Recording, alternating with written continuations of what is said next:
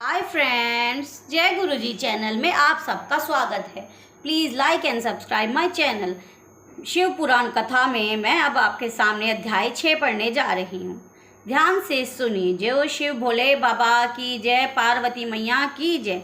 शौनक जी कहते हैं, महाप्रयाग व्यास शेषसूत जी, आपको नमन है, आपको नमन है।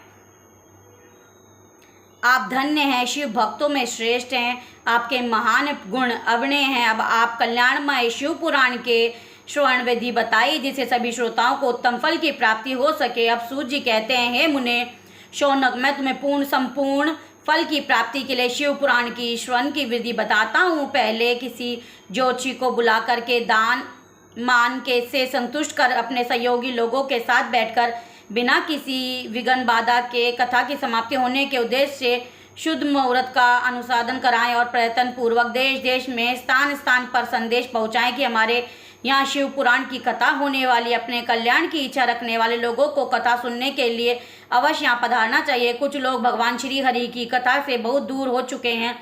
कितने ही स्त्री शूद्र आदि भगवान के शंकर के कथा कीर्तन से वंचित रहते हैं। उन सबको भी सूचित किया जाए, ऐसा प्रबंध होना चाहिए। देश विदेश में जो भगवान शिव के भक्त हैं तथा जिनमें भी शिव कथा के लिए कीर्तन व श्रवण के लिए उत्सुकता हो, उन सबको आदरपूर्वक बुलाना चाहिए। आए हुए लोगों को सब प्रकार के आदर सत्कार करना चाहिए। शिव मंदिर में, तीर्थ में, वन प्रांत में अथवा घर में शिव पुराण की कथा सुनने के लिए उत्तम स्थान का निर्माण करना चाहिए। केले के खंभों से सुशोभित एक ऊंचा कथा मंडप तैयार कराएं, उससे सब और फल फूल आदि तथा सुंदर चंदोवे से अलंकृत करें और चारों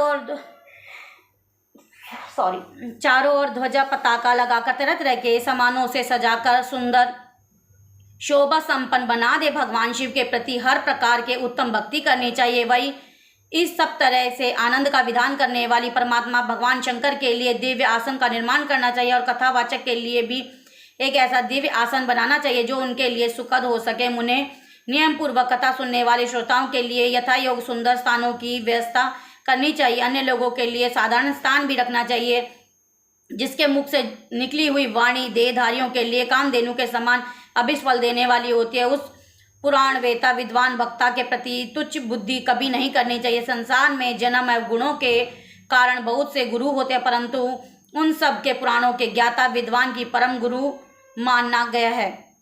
पुराण वेता पवित्र, दक्ष, शांत, ईर्ष्या पर विजय पाने वाला, साधु, दयालु होना चाहिए।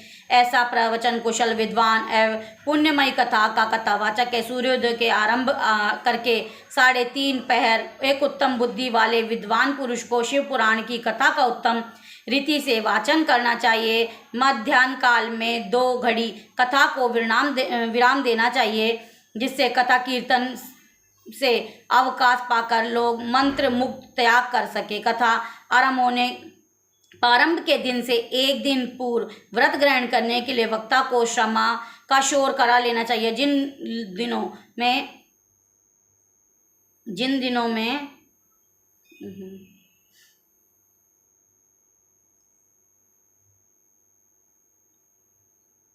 दिनों में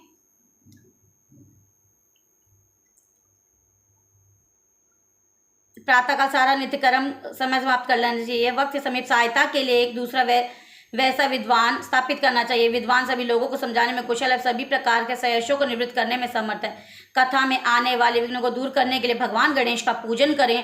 कथा के स्वामी भगवान शिव जी की तथा विशेष शिव पुराण की पुस्तक की भक्ति भाव से पूजन करें। तत्पश्चात उत्तम बुद्धि वाला श्रोता आदरपूर्वक तन मन से शुद्ध एवं प्रसन्नित होकर शिव पुराण की कथा का श्रवण करे। जो वक्ता और श्रोता अनेक प्रकार के कर्मों से भटक रहे हों, काम आदि 6 विकारों से युक्त हों, स्त्री में आस्ति रखते हों, पाखंड पूर्ण वार्त कहते हों, वैसा वक्ता एवं श्रोता पूर्ण में भागी नहीं होते। जो लौकिक चिंता तथा धन एवं घर पुत्र आदि की चिंता को छोड़कर मन लगाए रहते हैं, उन शुद्ध बुद्धि व्यक्तियों को उत्तम फल प्राप्त होता है। जो श्रोता श्रद्धा और भक्ति से युक्त होते हैं, दूसरे कर्मों के मन नहीं लगाते और मौन, पवित्र एवं उद्देश्य शून्य होते हैं, वे पुण्य के भागी होते हैं।